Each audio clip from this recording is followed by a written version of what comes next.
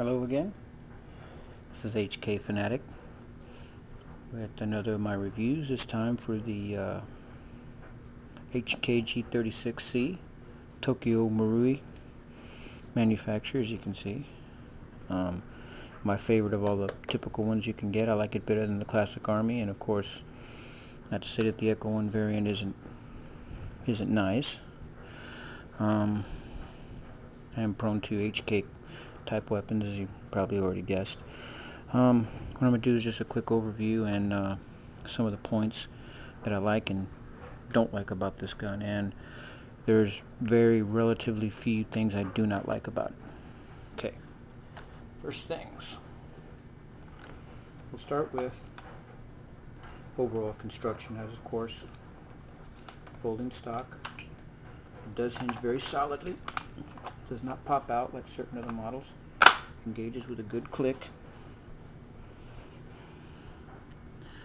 The actual detail markings are done extremely well, just like the real HK plate on the real G36c. The actual body pins are actual push pins that you actually will remove to remove the forward grip like you would on the real model. The magazine section is removable completely like the real weapon. There is a functioning charging handle that actually does operate the what would be on the real weapon, the actual bolt itself. So you could actually, in this case, you can get to the hop up, as you can see is in there. Finger adjustable, nice big wide, easy to adjust, as long as you ain't got too big of fingers. The actual finish itself, if this isn't polymer, this is actually the closest thing to it you could get without actually having the real thing. The fire control group pops out as an entire unit, just like in the real unit when you field strip it, which I'll do on another installment. The top rail is both combination polymer and steel reinforced with a very thick steel rod running underneath. Oops. Of course, the red dot is just an aftermarket red dot that I bought. The actual sight's operable, so you can see you can flip between the longer range and closer range peep, and of course the front sight itself, which is typical of most HK type of HK weapons. As you can see on this variant, I've installed a front grip. Nice and not too expensive, about 25 bucks, very solid. I purchased this one at Academy, which you can get. The weapon does come with the low rail when you buy it from Tokyo Marui. It will not have the optional side rails, but you can get the kit online for practically nothing. The flash hider and front detail is very well done. This is the front of the actual piston system itself, which is the ingenious device that allows the G36 to operate as reliably as it does. It's on the real weapon you can adjust the amount of actual system pressure through the actual system itself. It is adjustable. Contour 2 type of flash hider, which is the Marui comes with a perfectly metal unit. Now, I can't emphasize this enough.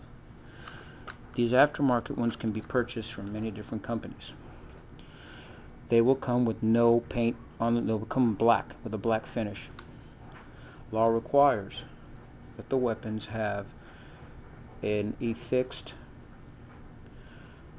orange painted front muzzle flash hider. The reason for this, and you take your own matters into your own hands, is that law enforcement officials look at this weapon from a distance. I mean, even a typical trained individual who knows his weapons looks at this from a distance would not be able to tell it's not the real thing until they get close. So you have been warned. According to the magazines, several choices and options. This is this one's actually off my SRC XM8 carbine. It is a high cap, which you open the door strap your BBs in here, crank it up, and of course the BBs are fed by spring tension up a feeder up to the actual ramp where they're ejected into the weapon. And there's a little locking nodule inside there. So you can see they're pretty accurate in length. This is real 5.56 round, and it is about the right size as it would fit and sit inside the actual weapon. You would look inside and just be able to see about that much of it right there. The Tokyo Marui model originally came with a 30 round where you have to use the injector to put the BBs in, and you can see the rounds inside. But again, they're aftermarket. You can get them almost everywhere. Anywhere from $10 to $15, $20. Just look for a good deal. And they do branch together, so you can have 2, maybe 3 side by side. Be carrying it away. If you're going to go to that extent, you might as well get a drum assembly and just pay the $150, $200 for it. Fit is very solid. In itself has a very good feel. To get to the battery, okay, go into that. It's like most other typical types of weapons with collapsible or foldable stocks where you don't have room for the battery in the back. You have to remove a pin. In this case, it's very simple. You remove this pin here, and you simply slide the whole front grip forward off the weapon. And the weapon, as the battery sits inside the actual grip, just like on any other MP5 or any other type of HK that have the front grip battery.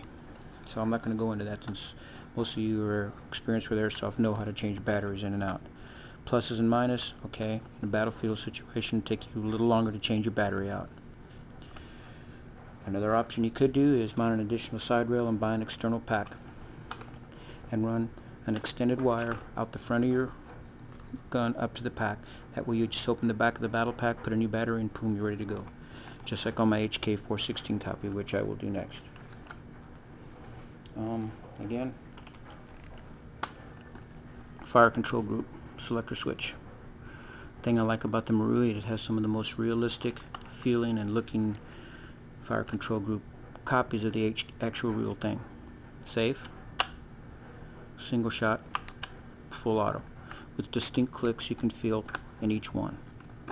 And of course, ambidextrous. You get to it from either sides, righties or lefties.